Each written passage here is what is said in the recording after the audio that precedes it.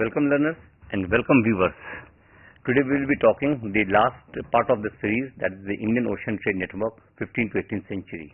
Primary purpose of this particular episode is to argue or to discuss with you how do you conceptualize Indian Ocean in 15th century? How do you conceptualize it in early modern times? When I ask this question, we are discussing primarily Indian Ocean Trade Networks. So in what ways you see it as a entity? In what ways you imagine? What is your imagination? In other words, to imagine this space not only in terms of what is being traded, but what are the implications of that? There is an important text by important book by Braudel, Ferdinand Braudel, is the Mediterranean in the Age of Phillips. It's a classical text in history, primarily because he has imagined history in terms of an geographical entity, the Mediterranean Ocean, भूमध्य सागर को base करते हुए उन्होंने इतिहास लिखने की कोशिश की. तो मैं आपसे उसी की तर्ज के ऊपर ये समझने की कोशिश कर रहा था कि भारतीय जो समुद्र हैं, जो भारतीय समुद्र में जो व्यापार का संजाल है अर्ली मॉडर्न टाइम्स में या आधुनिक काल में, उसको आप क्या समझते हैं? कैसे उसको विजुलाइज किया सकता है? हम उससे क्या समझ सकते हैं?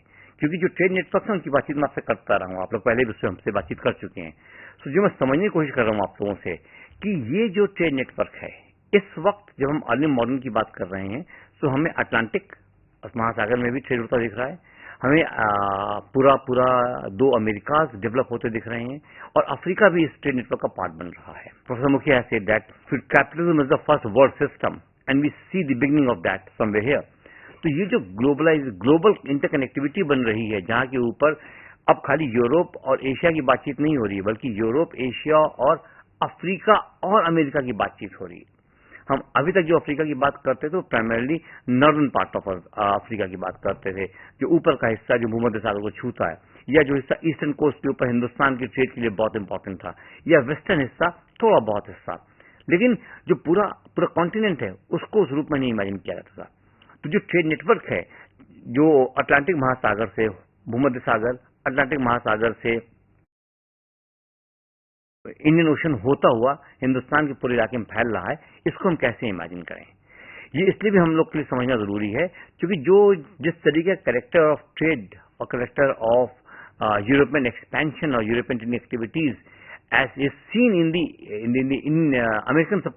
American continents, both north and south, is quite different from what was witnessed in the Indian Ocean.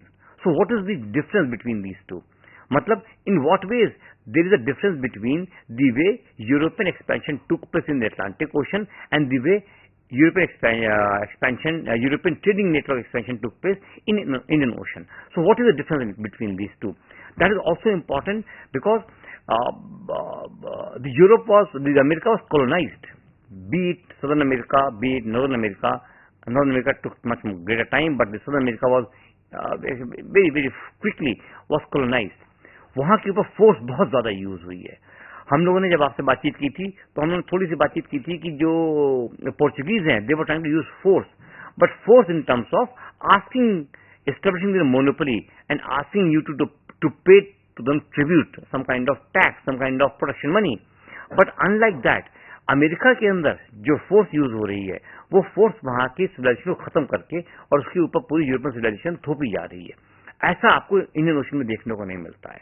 तो जब हम इंडियन ओशन ट्रेडिंग नेटवर्क को हम लोग देखने की कोशिश करते हैं in the early modern times, we must understand the difference and for that difference we need to investigate it further. वो डिफरेंस है तो क्यों है, क्या वजह है कि जिस तरीके का एक्सपेंशन आपको अमेरिका में देखने को मिल रहा है वैसा एशिया में देखने को नहीं मिल रहा है.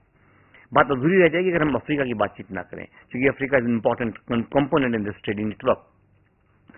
Africa is a peculiar continent in that sense कि वहां के ऊपर ट्रेड हो तो रहा है, बट जो यूरोपियन पेनिट्रेशन है that is primarily focused on the coastal area.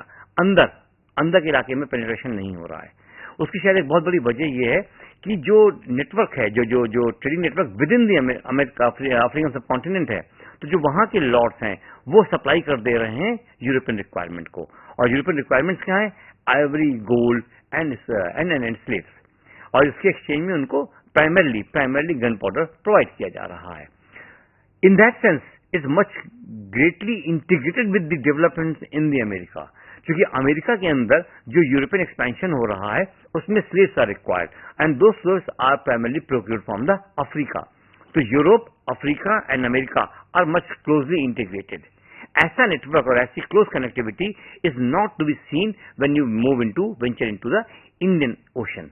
So that difference you need to be aware of, because then you can understand in what ways what we have been discussing and in what ways the trading no, not the trading, in what ways the agrarian production and the commercial production of textile and other production, secondary production, was important in providing a different character to trading networks in Indian Ocean. In what ways Indian subcontinent provides a very different kind of material culture which differentiates it from the experience in America and Africa, experience in Africa. ये आपको ध्यान में रखने की जरूरत है, क्योंकि इसी के सहारे हम अगली बात को भी कर सकते हैं, क्योंकि उसी से हम लोग की अगली बात भी बढ़ पा रही है. उस ट्रेडिंग नेटवर्क के अंदर एक इश्यू और जुड़ता चला जा रहा है, जिसको नील्स स्टीनगार्ड बहुत खूबसूरती से लिखते हैं कि जो ट्रेडिंग नेटवर्क हमारे पास है, उस ट्रेडिंग नेटवर्क के अंदर एक और इश्यू आ रहा है कि जो एक्सपेंशन हमें देखने को मिल रहा है वो एक्सपेंशन का कैरेक्टर डिफर कर जाता है. क्योंकि हिंदुस्तान के कॉन्टेक्स्ट में वो एक्सपेंशन इसलिए डिफर कर जा रहा है क्योंकि यहाँ के ऊपर जो एग्रीन प्रोडक्शन है या जो अंपायर का कैरेक्टर है, वो अंपायर का character is of a different nature. Also because कि जो यहाँ के ऊपर का जो ट्रेड नेटवर्क है उसमें जो हमारा एग्रीरियन प्रोडक्शन है that is very very important. अगर मैं इसी बात को मैंने आपके सामने मैप लगा दिया कि आप एक बार समझ सकें कि जिस नेटवर्क की हम लोग बात कर रहे हैं वो है क्या, क्योंकि इसी के सारे हम अपनी बात आगे बढ़ाएंगे.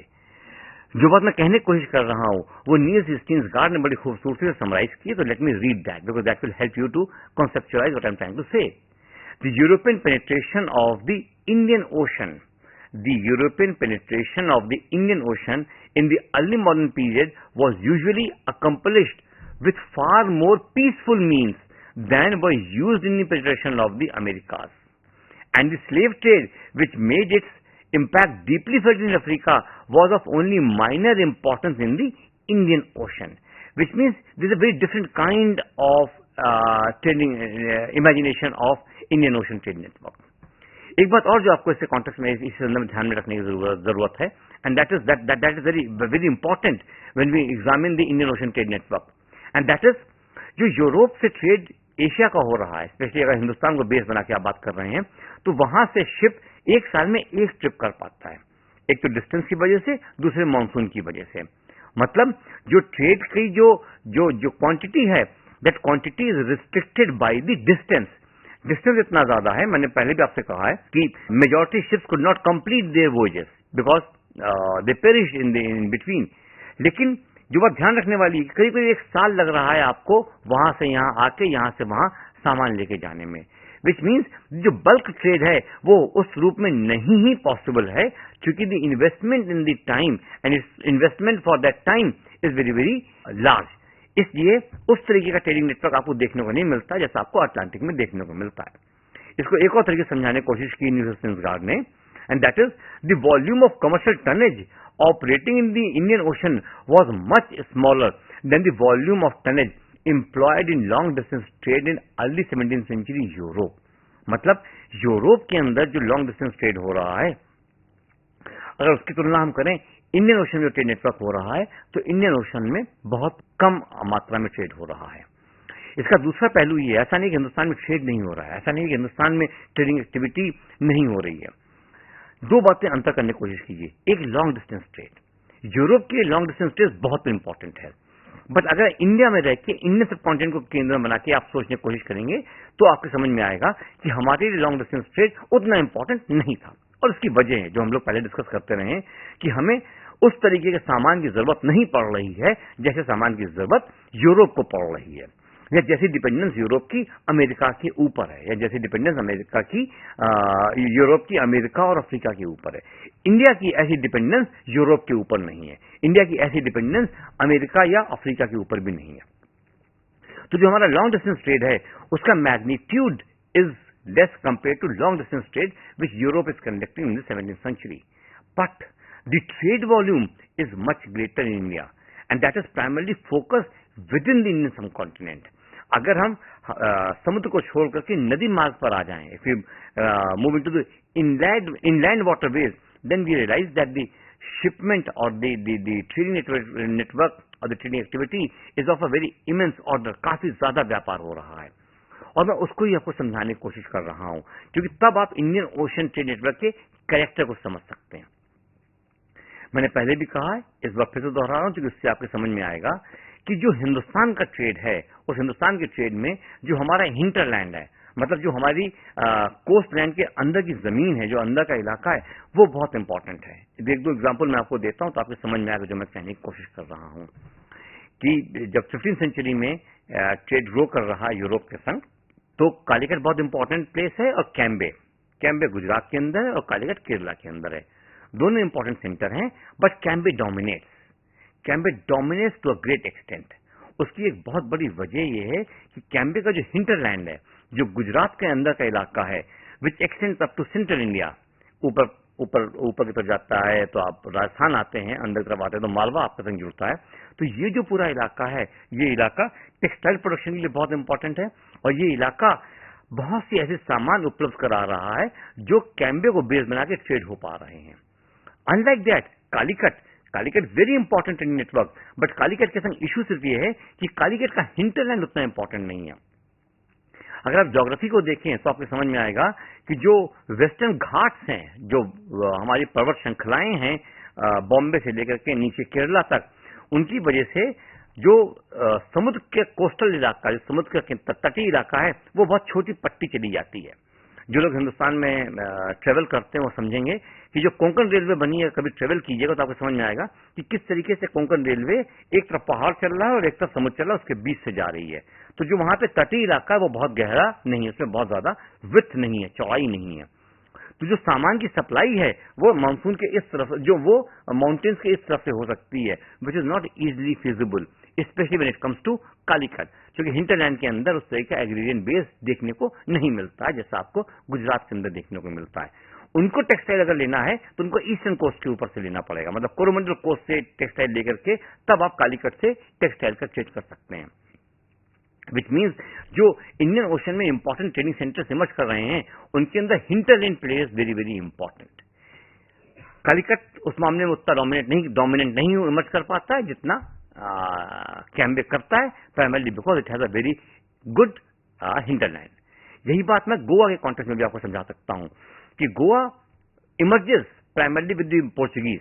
When Portuguese established their settlement there and then they imposed different kind of restrictions on the Indian Ocean trade, then Goa becomes very important. क्योंकि अब आपको गोवन शिप को इस्तेमाल करना है तो अपना सामान आप गोवा ला रहे हो, गोवा से सामान आगे जा रहा है. लेकिन ये भी फोर्स के ऊपर आधारित है, क्योंकि पोर्चुगीज फोर्स ज्यादा लगी हुई है, पोर्चुगीज ताकत मजबूत है, इसलिए आप गोवा ला रहे हैं. इसलिए आप गोवा नहीं ला रहे हैं कि इट्स इकोनॉमिकली और it's feasible in terms of commercial orientation. It's primarily because of the presence of the Portuguese that you have no option, so you are coming here and using the Goa port of Goa. इसीलिए with the decline of the Portuguese, Goa also declines. With the decline of Portuguese, Goa also declines. Let me also mention, because when it comes to 17th century, the Surat becomes very important. और उसकी वजह ये नहीं है कि Cambay decline कर गया है किसी और वजह से. कैम्बे इसलिए डिक्लाइन कर रहा है कि कैम्बे की जो नदी है वो नदी में सिल्टेशन ज्यादा हो रहा है. सिल्टेशन होने की वजह से जो बड़े शिप हैं वो अंदर नहीं आ पा रहे हैं. बंदरगाह की गहराई है वो गहराई कम हो जा रही है क्योंकि रेत बहुत ज्यादा आ रही है, सिल्टिंग बहुत ज्यादा हो रही है. तो Cambay declines and Surat emerges because of the natural factors, not because of the commercial factors, not because of the trading factors. तो जो इमर्जेंस हो रहा है सूरत का, वो once again is based on the hinterland. जो गुजरात का हिस्सा कैम्बे को मिल रहा था वही नेटवर्क यूज हो रहा है सूरत के कॉन्टेक्स्ट में, और सूरत डोमिनेट करने लगता है, इमर्ज करने लगता है as an important trading centre. So जो हिंटरलैंड है that plays very very important role. Subsequently, मैंने पहले भी कहा है, subsequently you move from western coast to eastern coast, क्योंकि वो इसलिए भी हो रहा है कि जब डच कंट्रोल करना शुरू कर देते हैं बटाविया के इलाके के अंदर, मलक्का के इलाके के अंदर, तो वहां का जो ट्रेडिंग का कैरेक्टर है वो थोड़ा बदलने लगता है। और यही वो पीरियड है जब कोरोमंडल कोस्ट के ऊपर मद्रास, पांडिचेरी एंड देन ऊपर कलकत्ता में ब्रिटिश एस्टेब्लिश्ड सेटलमेंट, और फिर वो उधर से हिंटरलैंड के अंदर आना शुरू करते हैं।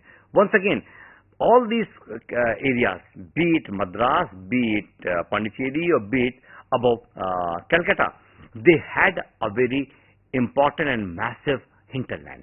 तो जो इंडियन ओशन ट्रेड नेटवर्क है उसके अंदर जो इलाके हमारे पास ग्रो कर रहे हैं वो ग्रो कर रहे हैं जो लैंड बेस्ड अंपायर का हिस्सा बने हुए। अगर मैं इसी बात को एक और तरह समझाने की कोशिश करूं कि जो लैंड बेस्ड अंपायर्स हैं, या जो मुगल अंपायर है, या जो विजयनगर अंपायर है, बाद में जो मराठाज इमर्ज कर रहे हैं, गोलकुंडा इमर्ज कर रहा है, बीजापुर इमर्ज कर रहा है, इनके लिए the land revenue, agrarian revenue is more important than the revenue from the trading activities. यही बात मैं दूसरे रूप से आपसे कह रहा था कि हिंटरलैंड बहुत इंपॉर्टेंट है। हिंटरलैंड बहुत इंपॉर्टेंट है क्योंकि यहाँ के ऊपर एग्रीन प्रोडक्शन हो रहा है, खेती हो रही है, खेती बहुत डाइवर्सिफाइड है, जहां से आपको बहुत ज्यादा लैंड रेवेन्यू मिल रहा है। न केवल खेती डाइवर्सिफाइड है, उस खेती के ऊपर डिपेंडेंट आर्टिजनल प्रोडक्शन भी बहुत डाइवर्सिफाइड है। मतलब जो कारीगर उद्योग है वो बहुत ज्यादा डेवलप किया हुआ है।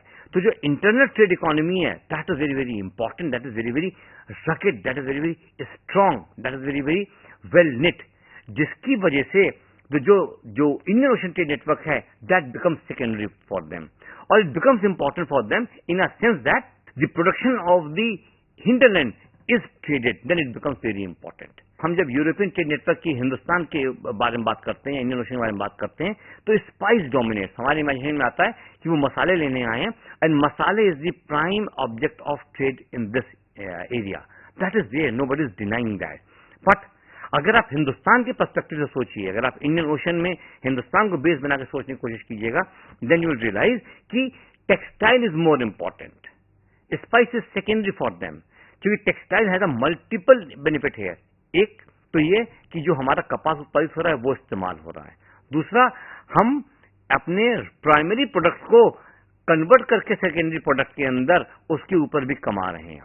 जो हमारा आर्टिजनल क्लास है वो भी बहुत ग्रो कर रहा है, फ्लरिश कर रहा है, विच मीन्स हिंटरलैंड की जो अपनी ट्रेडिंग एक्टिविटी है that determines India's engagement with the Indian ocean. दूसरी बात यह भी है कि इन टर्म्स ऑफ स्पाइसेस अगर हमारी तुलना की जाए फार ईस्ट से, हमारी तुलना की जाए अगर श्रीलंका से, तो हमारा स्पाइसेस उस रूप में उतना इंपॉर्टेंट भी नहीं था, उतना प्रोडक्शन भी नहीं था, उतनी क्वालिटी में भी अव्वल दर्जे का नहीं था कंपेयर करें अगर हम दूसरे इलाके से जहां से स्पाइसेस लिए जा रहे थे, south Asia, south east Asia के इलाके से। विच मीन्स कि हमारे लिए अगर हिंदुस्तान को बेस बनाइए तो Indian ocean will be imagine in terms of the way textile is being traded. Textile की जो इंपॉर्टेंस है या सेंट्रलिटी है वो बहुत ज्यादा इंपॉर्टेंट रहती है हमारे लिए। विच मीन्स जो इंडियन ओशन ट्रेड नेटवर्क है उस ट्रेड नेटवर्क के अंदर हम कहां से कपास उत्पादित कर रहे हैं, कैसे उसको प्रोड्यूस कर रहे हैं, कैसे उसको हम ट्रेड कर रहे हैं, that is very important consideration in defining the character of Indian Ocean trade network based in the Indian सब कॉन्टिनेंट। इसी के संग एक और चीज जो आपके सामने मैं कहने की कोशिश कर रहा था, जिसको हमें थोड़ा सा इलेबरेट भी करना पड़ेगा, and that will make you relate with the other papers as well, and that is जो इंडियन पॉलिटीज हैं वो Indian polities oceanic trade network को कैसे देख रही हैं। हमने अभी तक बात की कि कैसे उत्पादन जो है बहुत इंपॉर्टेंट है, हमने ये भी बात की जो हमारा एग्रीकल्चर प्रोडक्शन है वो बहुत इंपॉर्टेंट है, आर्टिजनल प्रोडक्शन वो भी बहुत इंपॉर्टेंट है।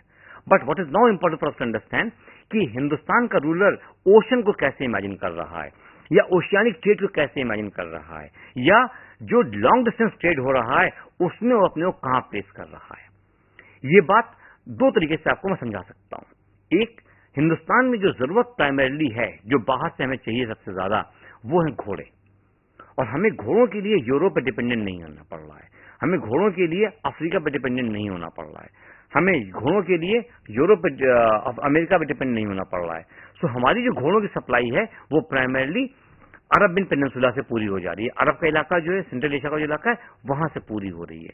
तो जो हमारी मुख्य मांग है या डिमांड है, जिसकी कंजम्पशन हमारे सबसे ज्यादा हो रहा है, हॉर्सेस, वो हॉर्सेस के लिए हमें वहां के ऊपर डिपेंड नहीं होना पड़ रहा है। दूसरी बात है, हॉर्सेस को ओवरलैंड शिफ्ट करना भी बहुत ज्यादा मुश्किल काम नहीं था। दो, शिप से लाने में ज्यादा कम समय लगता था, लेकिन ओवरलैंड लाना भी उनको बहुत बड़ा मुश्किल नोशन नहीं था। दूसरी चीज जो मुगल अंपायर या गोलकुंडा, बीजापुर, अहमदनगर इनके लिए इंपॉर्टेंट थी, दैट वाज हज, कि हज के लिए जा रहे हैं। तो Hajj was the another important for them when it comes to sea voyages. अगर समुद्र के रास्ते जाने की बातचीत हो रही है तो उनको हज ज्यादा सेंट्रल लगता था। तो ट्रेड नेटवर्क या इंडियन ओशन को जब इमेजिन किया जा रहा है तो इंडियन ओशन को ट्रेड नेटवर्क के कॉन्टेक्स्ट में इमेजिन नहीं किया जा रहा है, बल्कि in terms of the goods which we require and in terms of our cultural and our diplomatic connectivity with the places based across the ocean और द अरेबियन सी। तो जो हमारा इमेजिनेशन ऑफ इंडियन ओशन है, if you based on the Indian polity, then we suddenly realise कि हमें उस तरीके के ट्रेड नेटवर्क में इंटरवीन करने की जरूरत ही नहीं पड़ रही है, लॉन्ग डिस्टेंस ट्रेड में इन्वेस्ट करने की जरूरत नहीं पड़ रही है, क्योंकि हमारी रिक्वायरमेंट नेबर से पास जो हमारे पड़ोसी मुल्क हैं वहां से हमें प्रोवाइड हो जा रही है। हमें घोड़े बड़ी आसानी से वहां मिल जा रहे हैं और हज के लिए हम उसको बहुत दूर नहीं जाना पड़ रहा है। इसमें जब पोर्चुगीज ने डिस्ट्रक्शन किया था तो it was taken cognizance by the Mughal emperor and it was conveyed, the displeasure was conveyed directly to the Portuguese that look you can not interfere in our Hajj activities. Hajj हमारे लिए बहुत important और हम हज पे जाते रहेंगे। तो जो imagination of long distance trade है अक्रॉस द कॉन्टिनेंट्स, उसकी सेंट्रलिटी हिंदुस्तान में है ही नहीं, हमें नजर ही नहीं आएगी। इसीलिए जब हम लोग इंडियन ओशन ट्रेड नेटवर्क की बात करते हैं तो हम बार बार यूरोप को सेंटर बना के करते हैं। हाँ, इसीलिए हमारे नैरेटिव के अंदर स्पाइसेस बिकम वेरी इंपॉर्टेंट, क्योंकि हम उनके पर्सपेक्टिव से देख रहे हैं। लेकिन अगर हम इंडियन ओशन को या इंडियन ओशन ट्रेडिंग नेटवर्क को वर्ल्ड इकोनॉमी में प्लेस करने की कोशिश करेंगे तो सडनली वी रियलाइज कि हम अपने आप में इस कदर सेल्फ सफिशिएंट हैं, दो इस term have its own implications, problems, लेकिन हमारे यहाँ उत्पादन और उसकी खपत और जो जरूरतें हमें बाहर से हैं वो बहुत ज्यादा लॉन्ग डिस्टेंस ट्रेड के ऊपर डिपेंडेंट नहीं है। लॉन्ग डिस्टेंस के ऊपर डिपेंडेंट है यूरोप का ट्रेड नेटवर्क। इसलिए जो बात के डेवलपमेंट्स हो रहे हैं इन दी नेविगेशन इंडस्ट्री, इन दी टेक्नोलॉजी, वो वहां से ज्यादा हो रहे हैं, क्योंकि हमारी जरूरत ही वैसी नहीं है, हमारी डिपेंडेंस उन टेक्नोलॉजी के ऊपर उस कदर नहीं है। इसी को एक और तरीके से बार बार ये कहा जाता रहा है कि हिंदुस्तान में नेवी के ऊपर बहुत जोर नहीं दिया गया है। डेफिनेटली नहीं दिया गया है। उसकी वजह ये नहीं है कि हम इग्नोरेंट थे कि नेवी की इंपॉर्टेंस के ऊपर, बल्कि हमें ये मालूम था हमें नेवल फोर्सेस की जरूरत ही नहीं है, क्योंकि internally we have to manage affairs, not with the outside. दूसरी बात, जो गन पाउडर एक बहुत इंपॉर्टेंट कंसिडरेशन रहा है ड्यूरिंग दिस पीरियड, लेकिन हम उसमें इसलिए इंटरफियर नहीं कर रहे हैं क्योंकि गन पाउडर से हम जो हमारा सबकॉन्टिनेंट है उसके अंदर की फाइट में ज्यादा इंपॉर्टेंट है, rather than developing in the naval force, या हम नेवी डेवलप करने में उस रूप से हमें अपनी जरूरतें लग ही नहीं रही हैं। इसके लिए जो टेक्स्ट हमने आपके सामने रिकमेंड किए हैं वो बेसिकली BHIC 112 आपको ऑलरेडी अवेलेबल है, EHI 4 आपके पास अवेलेबल है, Neil listings article, the Indian Ocean network and the emerging world economy. I simply suggest that read our material, and if you have any query you can always discuss whenever any faculty from history comes to you or addresses you, or you can write to us. We are sharing our email ID and it's also available on the website. The course content name is there. So if you have any query, we can always discuss that. Thanks. Have a nice day. Thank you very much.